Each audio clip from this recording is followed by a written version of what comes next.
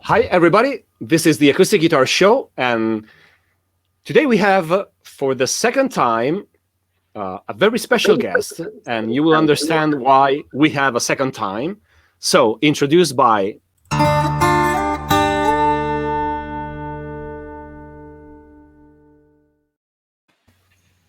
ladies and gentlemen, Stephen Miller, Part 2. Hi, Stephen. How are you? I'm doing okay. I'm doing good, and ready to rock. Ready to rock. So we did this, and you agreed to do this, and I'm so happy you did, because after the last conversation, after 1 hour, you started talking about James Taylor, Jack Johnson, guitar and voice together, how to record, tricks, and you said, I have a lot of things to say, and what a better occasion to say those things than talk again. So yes. Thank you so much for agreeing doing this. This is part 2. Part 1 was amazing. We talked about Michael Hedges and the making of aerial boundaries and a lot of things you introduced in the conversation. So what would you like to say about James Taylor or whatever, a singer-songwriter and people that would like to record themselves guitar and vocals? Well, you know, the most important thing, and it's something that I touched on in the first part, is the balance of what you're trying to do. And it's not just balance, it's the depth of where everything is supposed to be. So you have the voice, which in any setting with if you're a singer-songwriter, or just a singer, the guitar is the accompaniment. And you have to figure out where and at what level and what depth perception you want the accompaniment to be to your voice. So, you know, traditionally, if you listen to, you know, early recordings, you know, there was one microphone to pick up both things. And there are still wonderful sounding recordings that I hear people doing, whether it's just because they only have one microphone or they just choose to do it, where you find the place to put the microphone where it picks up both things in the correct balance. And there is no one correct balance. I mean, you can hear, you know, I mean, there's literally millions of records, you know, from James Taylor, you know, let's say 70s on, when recording techniques became a little bit more sophisticated. But you can listen to any number of recordings that are just guitar and vocal, or guitar and vocals, Crosby, Stills, and Nash. You know, I mean, yeah. Even, you know, and blues records from the 40s and 50s, which again were a lot done, like the Alan Lomax recordings were done, you know, on porches with one microphone. So it really is, what is that relationship that you want between the guitar and voice? And optimally, one of the great things I think that let's say the James Taylor records started to do was make the guitar, even though it was an accompaniment, it was a little bit bigger and fuller sounding than things had been in the past. And so if you're just looking and saying, okay, I've got one microphone for each, you might want the vocal really, really tight. And you have to find the place where that is, you know, how far away are you from the microphone? And then at what point does the guitar sound too distant? And you just find a balance between where the microphones are placed that are going to be the presentation that you want. I hope there isn't a big fire near you. There is a hospital not too far away, so sometimes it happens, but it's very not so often. You know, it's like the Blues Brothers strain. Yeah. So, you know, the other thing that's that's important when you're using two microphones, or even what I do is printing the guitar in stereo. At that point, you've got a real one other issue to deal with, besides just where what you want to be, you know, how much more present you want the guitar to be to the voice, or vice versa. You've got phase issues. Yeah, sure. And that's something that took me quite a while to kind of get right. That's why on the Jack Johnson records, gentleman who did recorded those, I remember hearing it, and I talked to him and said, you know, you got the phase absolutely perfect. You can just tell when the phase is right. When you lock in something and you move the microphones and go, oh, it sounds kind of fuzzy and weird, and then suddenly, boom, you've got phase, and that's just something that you know, you have to play with, and you can get that, you know, obviously phase issues if you're dealing with mono guitar mic and a mono voice mic. But when you're doing the guitar in stereo, the way I like to do it, which ultimately gives you a much bigger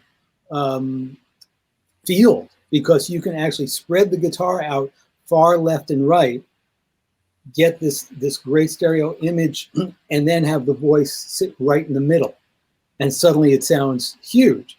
Now you can also do, you know, with plugins you can do fake stereo, but it also changes the phase. Yeah.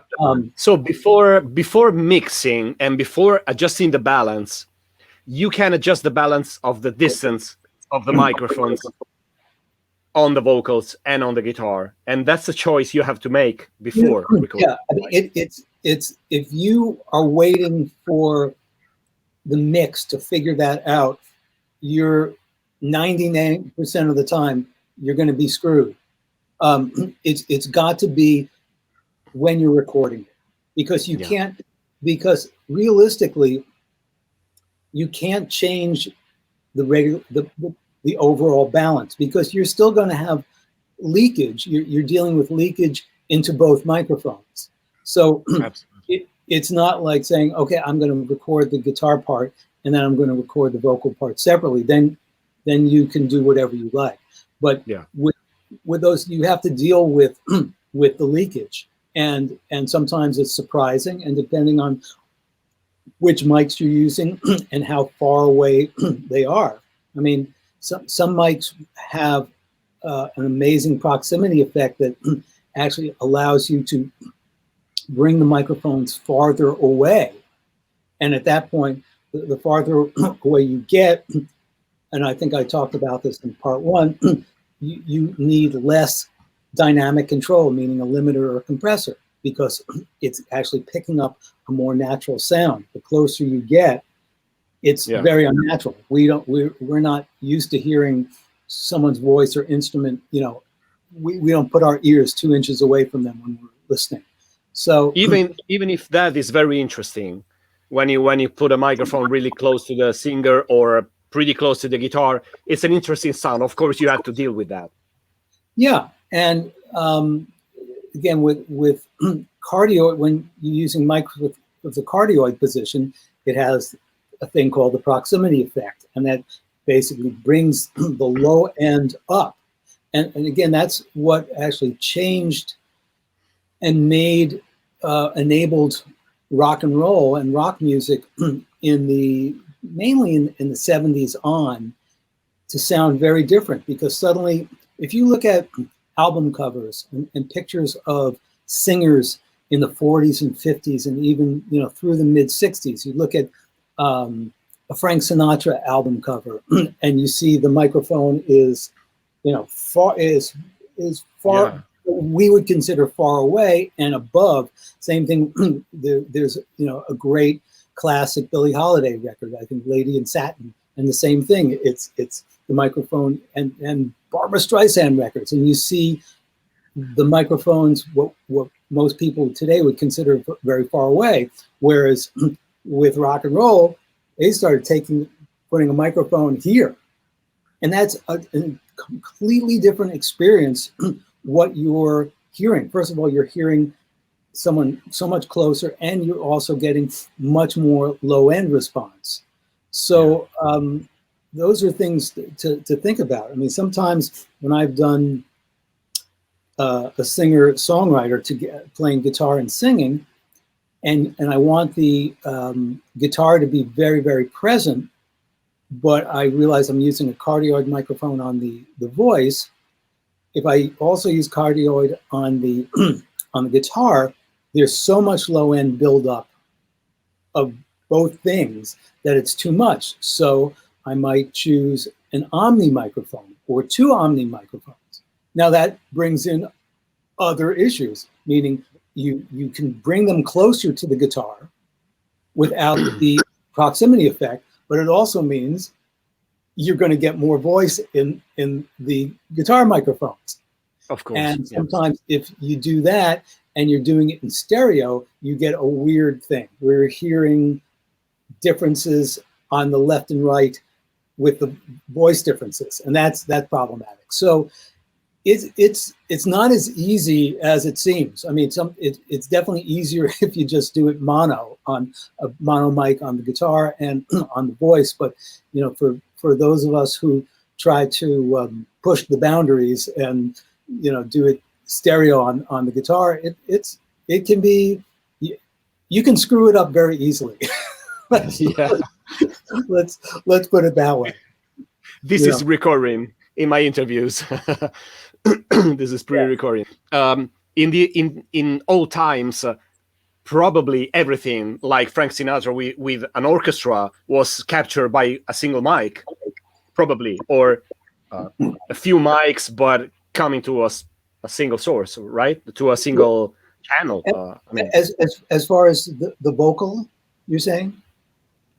No, I mean when it was the 40s or the 50s, when there wasn't multi-track recording. No, but even when there was when it was just live to 2-track, there was more than one microphone on the orchestra. There, when you go way back to the beginnings of recording, the very, very first recordings were wax cylinder, and you just talked into this cylinder that went directly to the wax cutting head. So it went from that to a magnetic microphone, and that was, early recordings were just one microphone. Even orchestras, and then it went from there when there were when little mixers were created, and you might have 2 or 4. But if you listen to the great, let's say, Frank Sinatra records from the late 50s, the Capitol records, which are some of the most outrageous sounding records ever.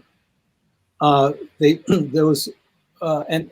most of those were 1-track, 2-track, or 3 tracks. In fact, Sinatra had a 3-track tape machine at his Palm Springs house, and he would have the tape brought so he could balance the voice against the orchestra. But always the voice was, he sang in the room with the orchestra, and that microphone, again, you just look at classic pictures of Sinatra with an M49 or a 47 U47 microphone, and where it was, and that kind of became the de facto place for pop singers. I mean, whether Billie Holiday, Ella Fitzgerald, and then go Nat Cole when he wasn't playing piano, because it was a similar situation with Nat Cole as a pianist when he doing it live. It's a little bit different because the piano mics were, or the piano microphone was farther away than a guitar microphone would be if you're playing guitar, obviously. Yeah. But it's, and you can listen to those records, and you listen to this incredibly fat sound, because they understood even then with mono, there could be phase issues, and so it's always been interesting. And guitar and vocal, when I've asked the Peter Asher and the guys who are making, let's say the James Taylor records and Simon and Garfunkel, those guys tried everything to isolate the voice and guitar. I mean, because I thought of, well, what happens if you made something that was almost like a music stand, but there was a cutout for your neck, and you moved it in, and your neck was cut out, but it went out like a foot, which actually would isolate you from the guitar. And everyone has tried that, Yeah, and it brings like the cardboard in between the microphones and everything. But yeah, it can be pretty uncomfortable, especially if you're used to play, at your house. I mean, if you are used to do that, when you record, you have to be comfortable. Well, yeah, but people. I mean, James Taylor. I don't know if people that are into not into vocal music realize James Taylor is an astounding guitar player. Yeah, absolutely. The touch. I mean, first of all, his touch is just amazing. I mean, it's just the sound of the instrument, and his technical ability is outrageous. So people like that, and Bruce Coburn, Canadian, and Neil Young, they were trained enough that they could probably play without actually seeing the guitar, because that's part of it, is looking down. If you're singing and then you kind of look down to see where, if you're going to the 7th fret or to the 8th, if you don't need to do that, then it's okay for you to just look straight ahead. Yeah. But that other problems, because can that piece of material be something that doesn't have a resonant frequency? So I know that they tried many things, and they were always tossed out, and it just doesn't work, Do you have an idea historically of the first recordings of voice and guitar from a singer-songwriter that were made with 2 microphones instead of 1? I mean, can you tell when it happened the first times? I think of Bob Dylan in 62, 63. I'm not sure whether it was. No, there were 2 microphones. You can see even the pictures of John Hammond's demo sessions at Columbia Studios. I mean, I'm pretty sure. I mean, I may even have those pictures, but I've seen them, and there were definitely 2 microphones. It was, not stereo microphones on the guitar, but it was pre-mixed. Yeah. I mean, and again, those, whether that went to a 2-track or a 3-track, I don't know. I mean, it's more than likely that those, I mean, I think that was 62 or 63. It probably was just live to 2-track. It was like, okay, well, what are you going to do? What are you going to, change? And, the other thing is something that I've played around with, and I know that others have, is the position of the microphones. So if you think about it, if you're trying to get a little bit more isolation, you may want to take the voice microphone and tilt it up. And especially if it's a singer that tends to sing down. People, some sing up, some sing to the left, some sing to the right, and often people sing kind of down. So if you have that, and you can lower the microphone a little bit and point it up, meaning it's pointing up. Sure. And then you take your guitar mics, and instead of being like this, you put it a little above and you point it down. And suddenly you have, again, if you're dealing with cardioid, and I don't think you want to use figure of 8, but if you're using cardioid, you then just by having the angle of both microphones, you have a bigger area of deflection. Some so separation.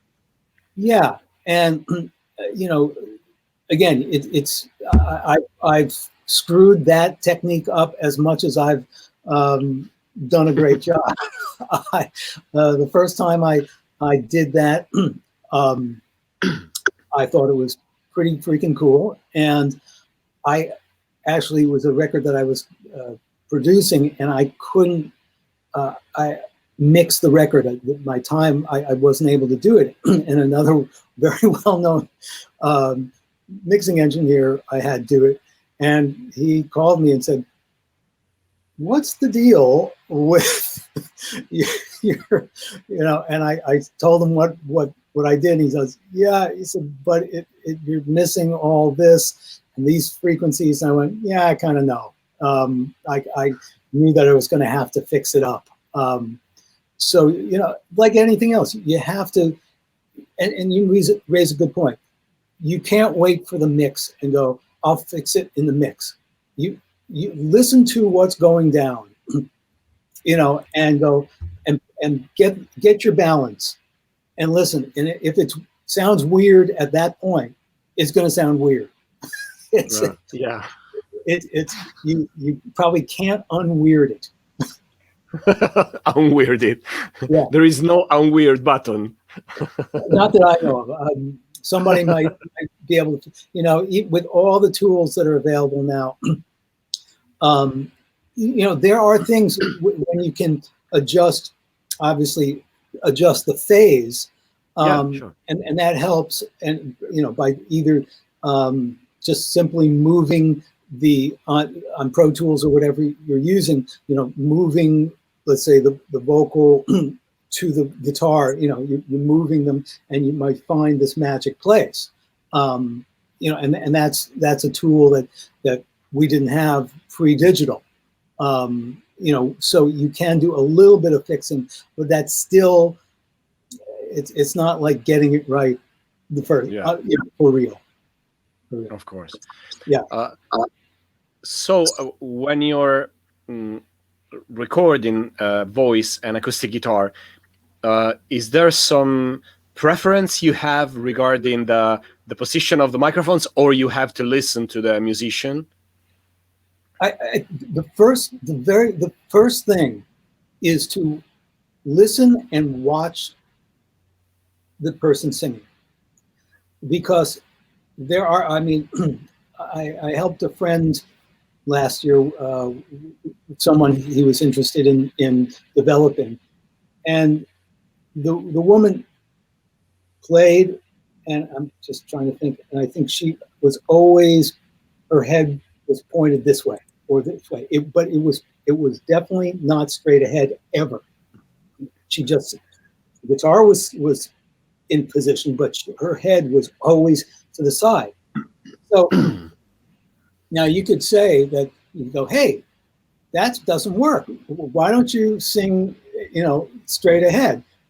And you could say that until, your face is blue, but that's not going to happen. So you have to look and say, how can I capture the performance and it not sound weird? Because you're going to be, let's say, on that side near the neck of the guitar. So you're also, depending on if as a guitarist, they hold the guitar a little tilted where the neck is up, you're still going to be somewhere over to the side. And then if you're recording the guitar in stereo, you go, "Oh my God, even if I take that vocal mic and put that in the middle, the stereo guitar is picking up the guitar and the vocal, and the vocal is over here." So what do you do? Well, you have to adjust to the musician. There are certain things that we do that you ask the musician, "Can you adjust to X or Y to make the recording better?" But when you're a singer-songwriter and playing guitar and singing, Yeah. it's not the time to have that person change what they do. No. They've been doing that the whole life, so there's no way. There's no way. So you need to adjust, and at that point, you might look at it like, okay, that's where she's singing. Stereo guitar.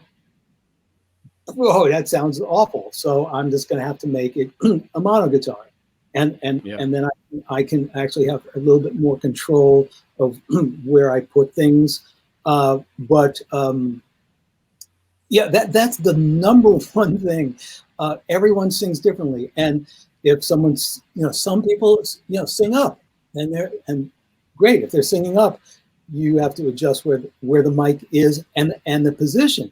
And if they're singing up, you might have to put the microphone and have it actually pointing down, because that's going to be your best bet to get full range of the mic. Well, that's when it's pointing down, it's also going to get more of the guitar. So of course, you might have gotten a perfect sound on the guitar. And that's why I tell people, do not mic the guitar first. Mic the vocal. Watch where the person is singing, watch the position, watch their angle, and find a place where you go, where they're comfortable, and you place that microphone and go, okay, that's good. Now where can I get the guitar from?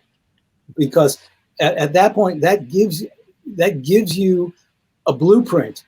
You've got the microphone where it's going to sound good on the vocal, and then you've got a blueprint to move the microphone around on the guitar or microphones, and then be able to go, oh no, that sounds like shit. Oh well, I thought that was going to work. No, I'm going to have to take a different.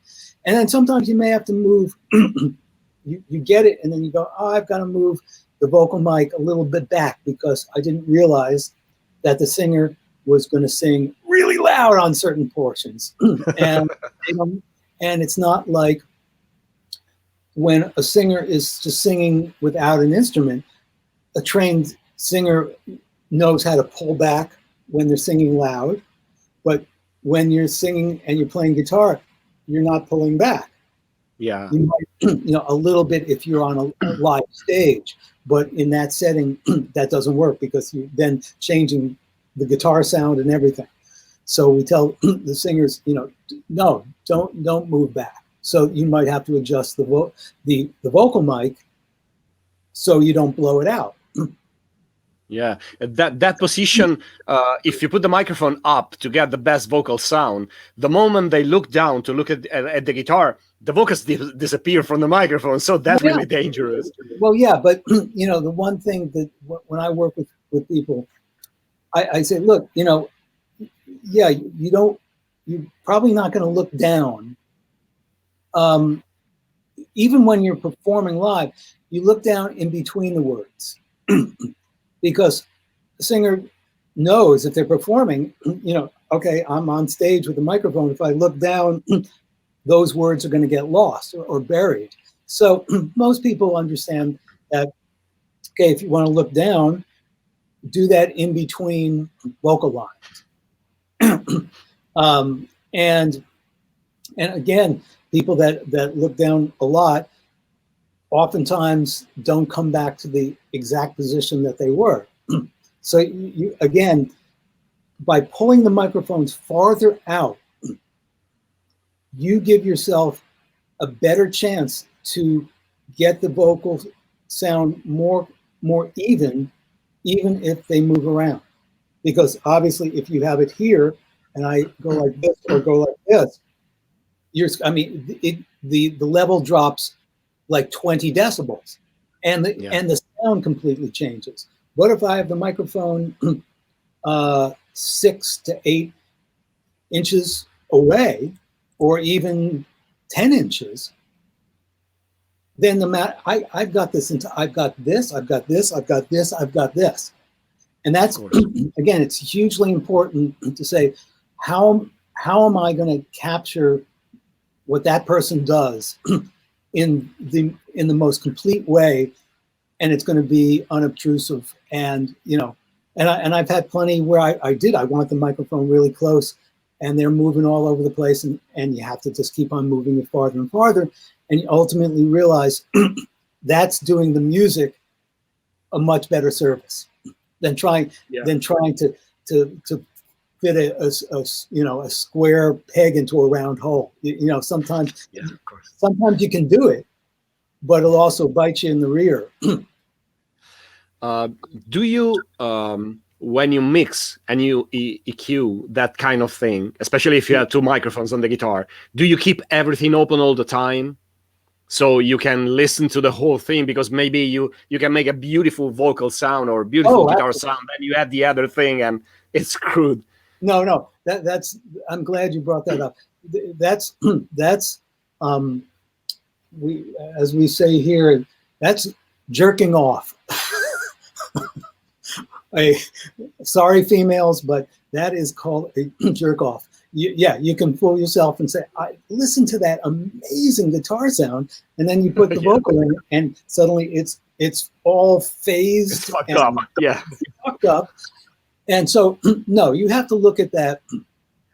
If it's a 2 or 3 microphone setup, you have to listen to that always as those microphones together. Otherwise, you're just kidding yourself.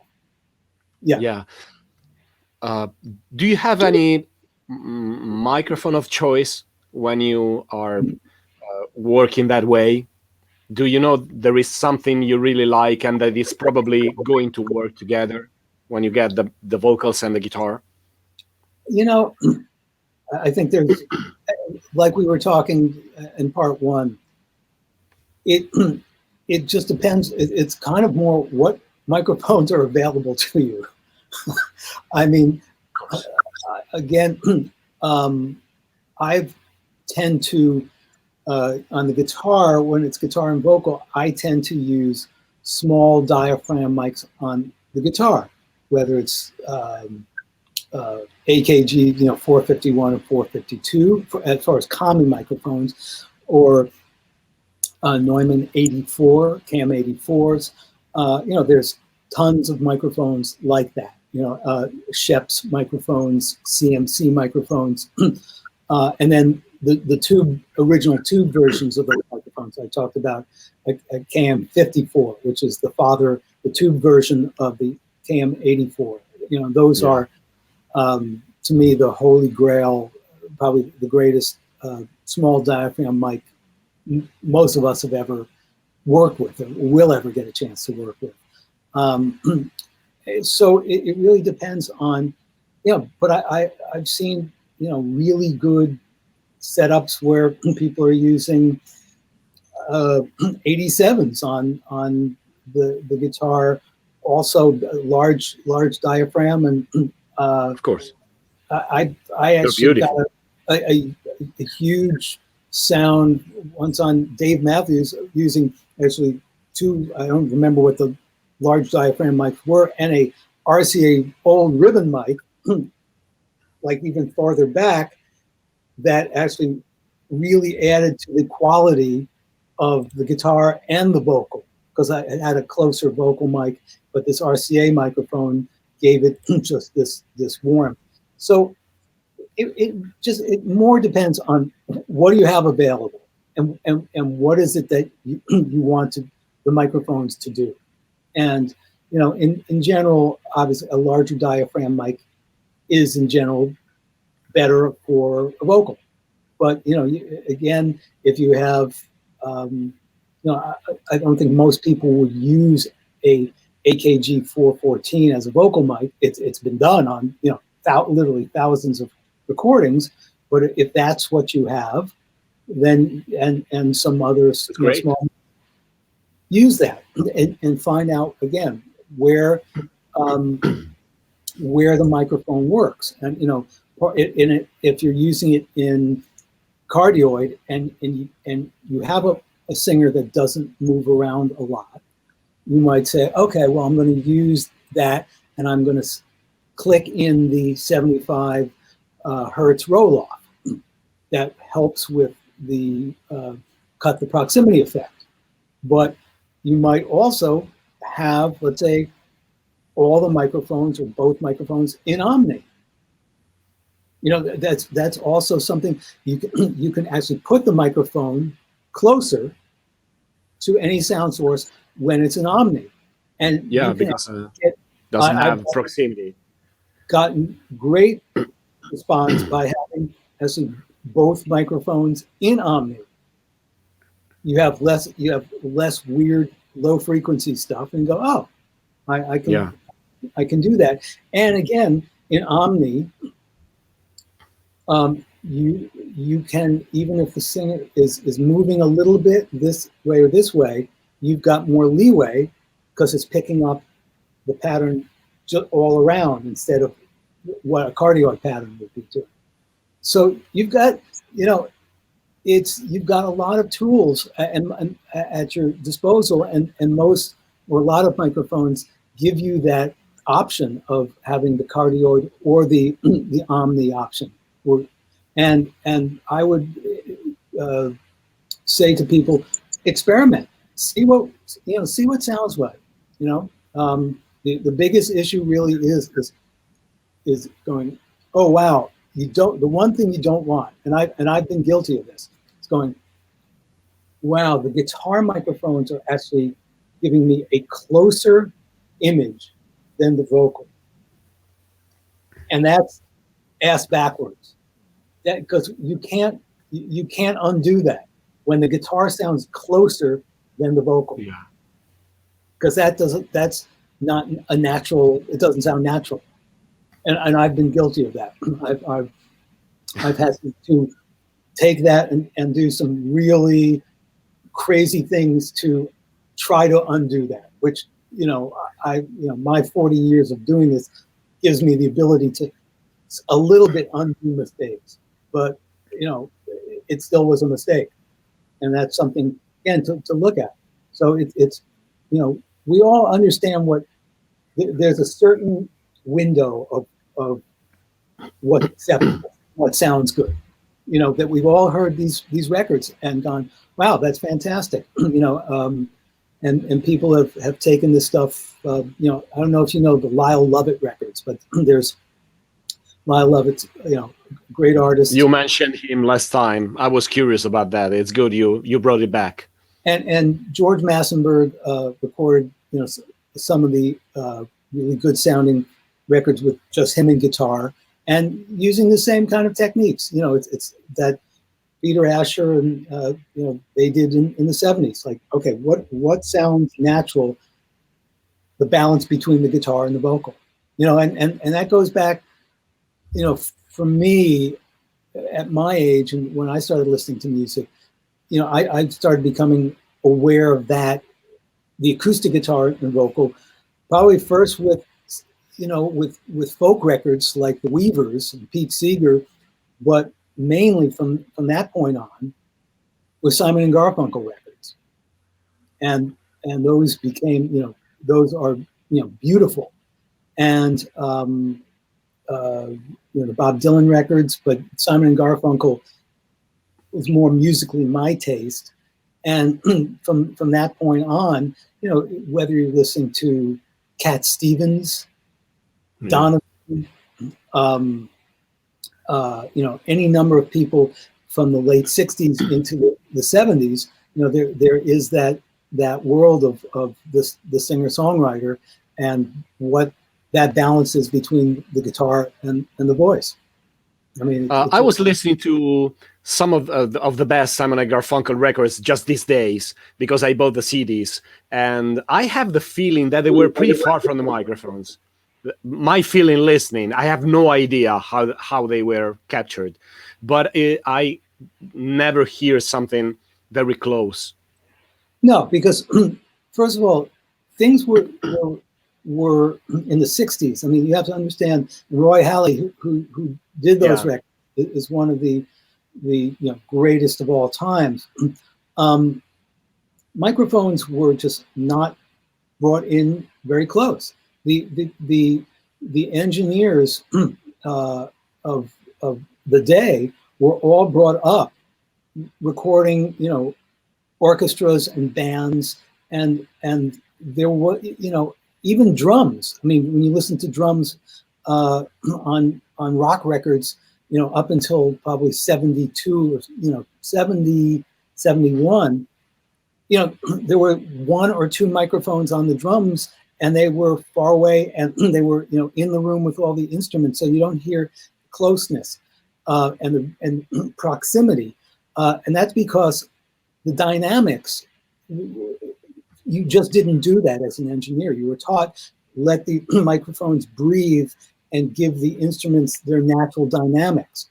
So as rock, and even the Beatles and Jeff Emmerich, experimenting with bringing things closer and then using Fairchild limiters and whatnot, those were new concepts. They really were new concepts. I mean, a lot of it was the Beatles and also Motown, the Motown records. and part of it was just dealing with, okay, we've got in Motown's case, we've got a bunch of live instruments in this tiny room. For it to sound decent, we've got to bring the instruments closer, the microphones closer. Wow, and that's a different sound. And how do we keep the dynamics, so it doesn't get out of hand? And so we put these limiters, which were not initially built for limiters, were built as for broadcasting. Yeah. The concept of we're going to plug these into microphones to record instruments was unheard of. It was like, why would you need that? You record it properly, and you don't need to control the dynamics. So these were new concepts. And if you listen to really the litany of singer-songwriter records, from Simon and Garfunkel, as I say, Cat Stevens, Donovan, and then getting into Crosby, Stills, and Nash, and James Taylor, and Joni Mitchell, and then as we're moving from the late 60s into the early 70s, and you hear those balances and those things a little differently. You can just hear microphones being a little closer, the vocal sounds being different, because that was what was being done. People were not afraid to, especially with acoustic, with voice and acoustic instruments, to bring them closer. With rock and roll, the older engineers were told at Abbey Road.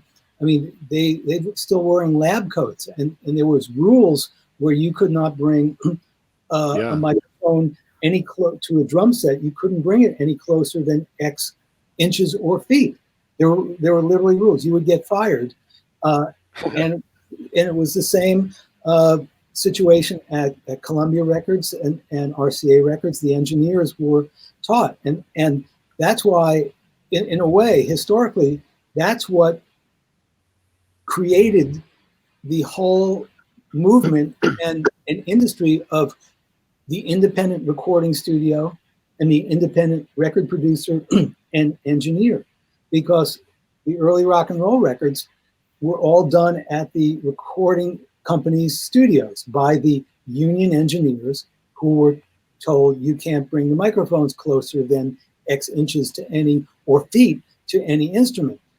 And when the artists started saying, well, there's another way, we've heard that you can do that, they told the record companies, we're going to this other little studio. We don't want the old man in the lab coat. The limitations, yeah. Recording this, because a guy our age will put microphones a few inches away from the snare drum, and he will put it inside a bass drum, and he will put the microphone in front of my face if I want it that close.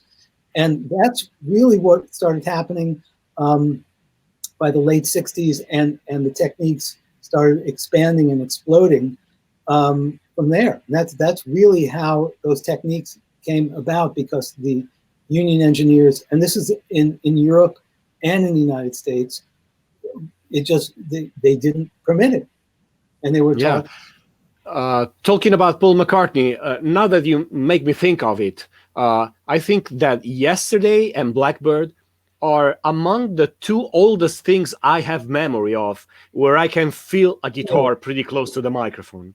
Yeah. My feeling, I don't know how it was captured, but my feeling is that it's very intimate and pretty close. Yes, and a Fairchild limiter was used on those. They at Abbey Road, they were kind of given, once the Beatles became the Beatles and they were the cash cow. They and Jeff Emmerich, the engineer, and later Ken Scott for the last 2 or 3 records, but Jeff Emmerich and George Martin were left alone, and they created their own set of rules that from what I understood, none of the other Abbey Road engineers at that point were allowed to do, meaning bringing a tube microphone, a 47, very close to the guitar. And again, to get that sound, and the same way you listen to the piano tracks on Lady Madonna, like, no, you think that microphone is so close to the piano, to the hammers, that was not done. Distorted. Well, it was, and to get it to sit there in a uniform place, again, they started taking these Fairchild limiters. Yeah, and compressors. In the United States, they had the Fairchilds and the limiters, which again were built for a completely different usage. Yeah. So that's, and I think you're right that Blackbird and Yesterday, the guitar sounds were much closer and very, very, very different. And it wasn't until years later that you got that that kind of consistency. And even now, those sounds were very unique. I mean, and again, because of the I believe it was 47s or 49s, or there was also another microphone I heard was used at that time, and I bought a bunch of them. They were called C28 AKG tube microphones, and I used those on guitar for a while. But they create a very different sound, and and that's something again to look at.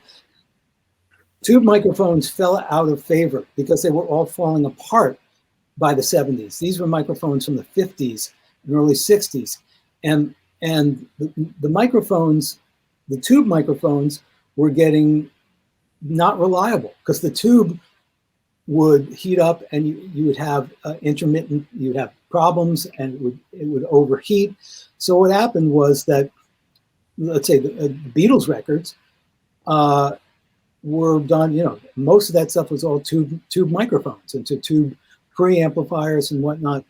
So by the time we're moving into the 70s, and certainly by mid 70s, people are going, get rid of these tube microphones. They're problematic. We want solid state microphones. So they had their own issues, and it was a little bit different than the tube microphone sound. Whereas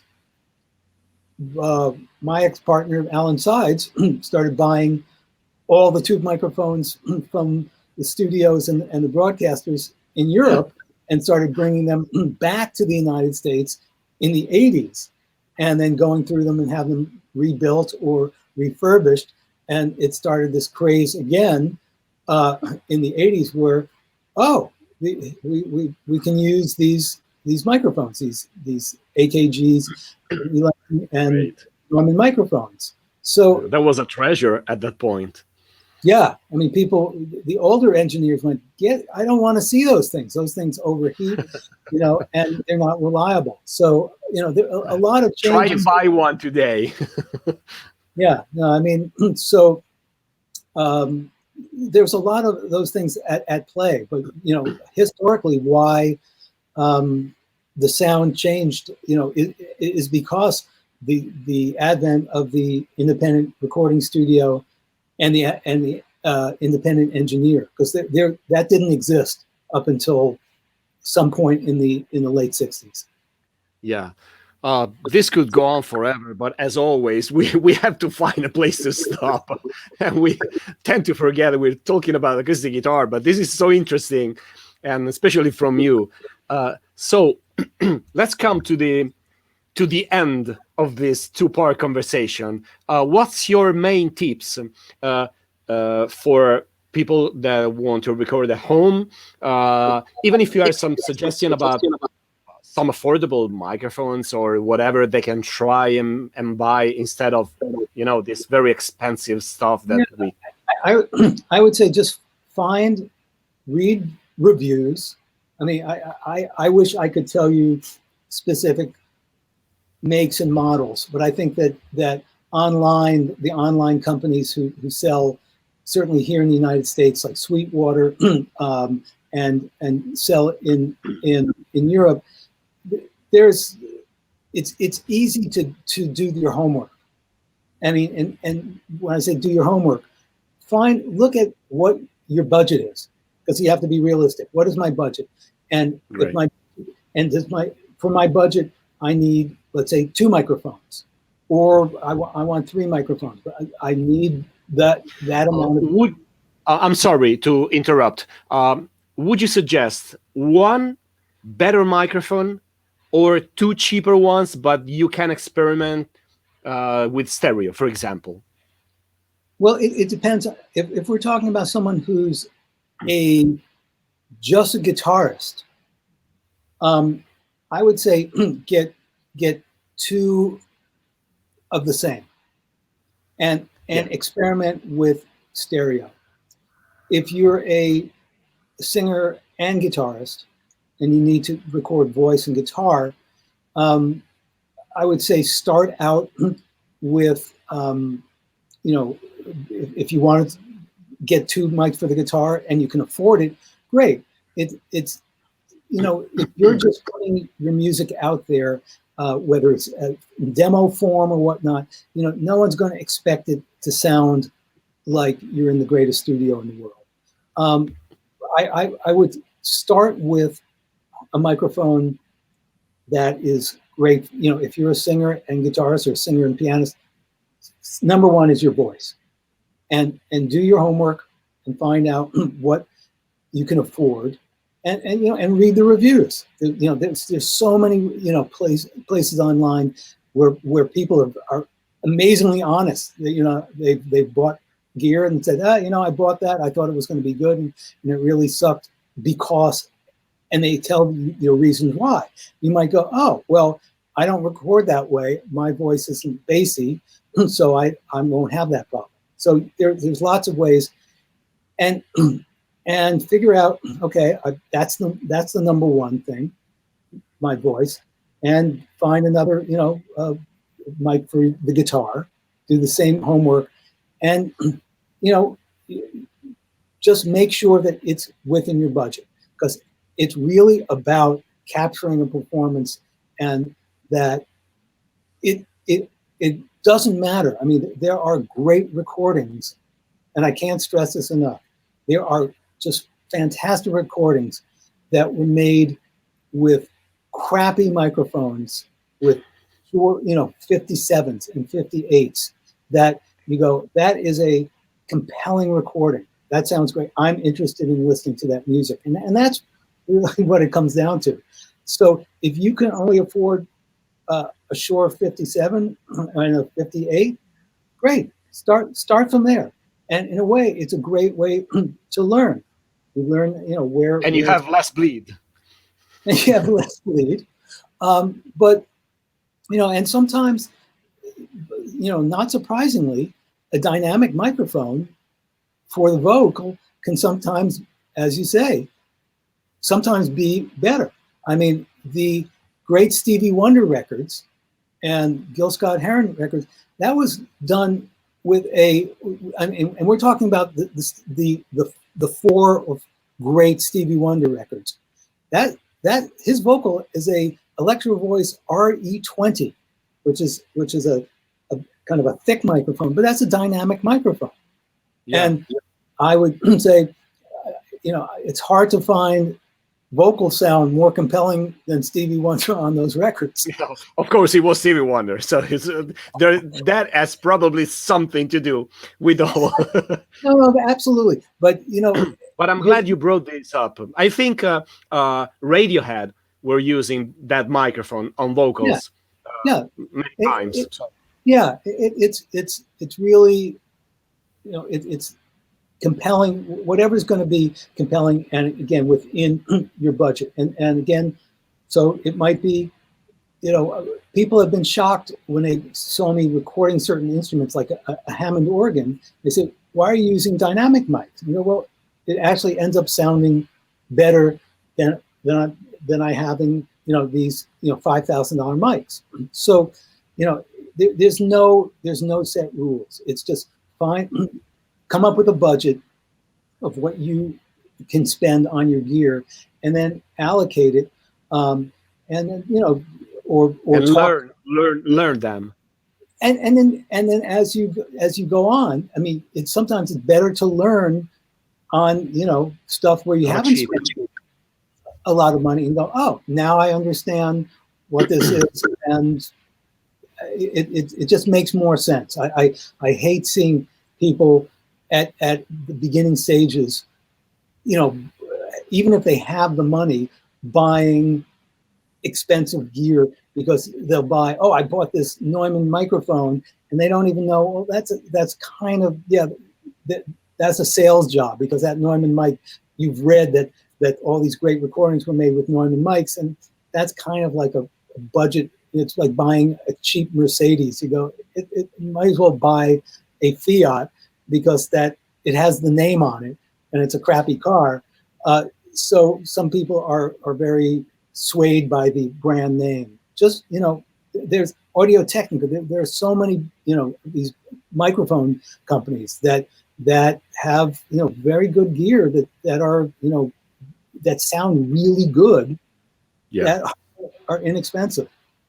So that's my number one tip, is don't overspend. Yeah, learn your tools first, and then make your choice. Yes, absolutely. Yeah, that's absolute number one. Great. So I believe it's almost an hour today. It flew away like the other time. It's so great talking to you. If you have something more to say, but otherwise, I believe I can end the broadcast and say goodbye. Well, and I'm glad that the ambulance stopped going to the hospital, and hopefully whoever was being taken to the hospital is okay. Yeah, no more deaths today. No. We especially where I am right now, where I live in Los Angeles, it's the hot spot in the world for COVID deaths, and so we don't need any more anywhere. Yeah, anymore anywhere. So with this wish, I believe I can thank you for the second time now. And it's been a great, great pleasure. I don't know if there will ever be a Stephen Miller Part 3, but for the moment we can stop right here. And thank you again. This was the Acoustic Guitar Show with Stephen Miller for the second time. I will end the broadcast and will say goodbye in private. Goodbye, Stephen. Thank you. Thank you. Bye-bye.